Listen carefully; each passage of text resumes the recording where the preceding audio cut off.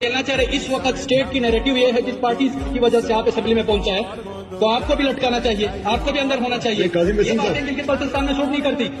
ہمیں باہمی برداشت کے ساتھ، رواداری کے ساتھ معاملات کو آگے لے کے جانی چاہیے۔ سب جہاں تک متنازع کی کوئی بات کرتا ہے تو میرا پاکستان بھی کہتا ہے گلگت بلتستان کے عوام متنازع ہے۔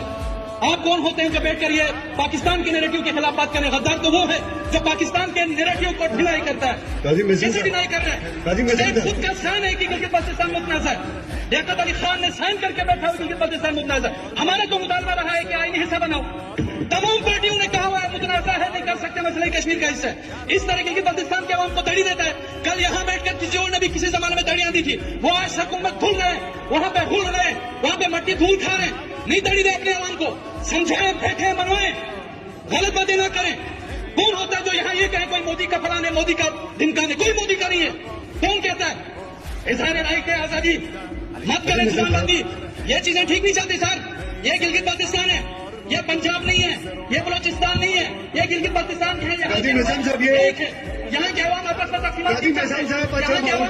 میں میثم تمار بود یاسر و عمار بود جعفر طیار بود حیدر کرار بود